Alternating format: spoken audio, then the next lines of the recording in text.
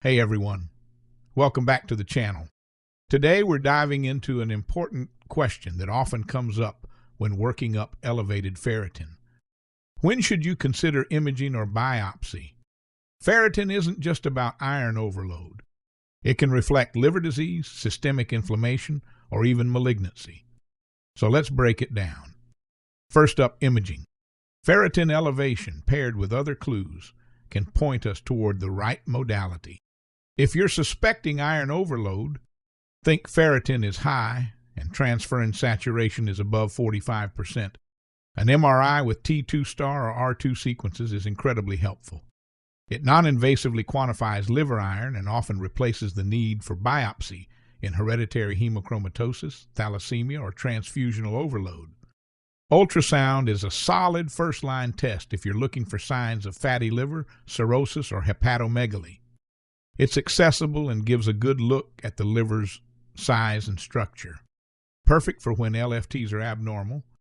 Now, if there's concern for malignancy, sarcoidosis, or lymphoproliferative disease, especially in someone with systemic symptoms or unexplained cytopenias, a CT scan of the chest, abdomen, or pelvis is often the next best step. You're looking for things like lymphadenopathy or hepatosplenomegaly.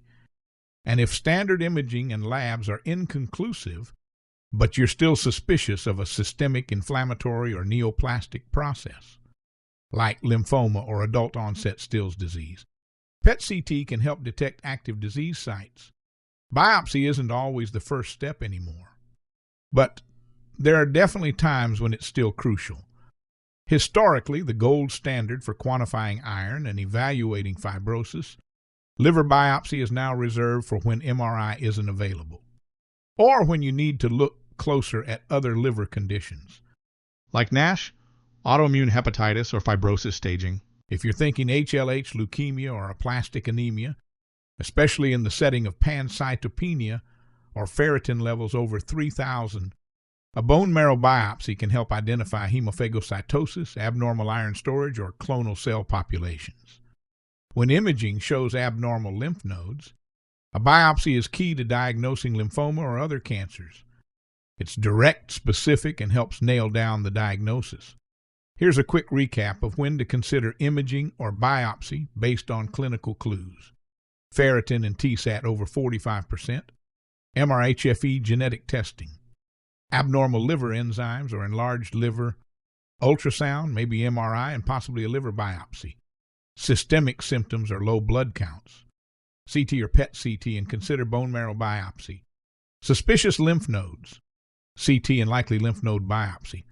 TeachMeDicine, bone marrow biopsy to look for hemophagocytosis. Ferritin is more than just an iron marker. It's a window into inflammation, liver health, and sometimes even malignancy. Knowing when to reach for imaging or biopsy can make all the difference in reaching a diagnosis. If you found this helpful, give it a like, subscribe for more clinical breakdowns, and drop any questions in the comments below.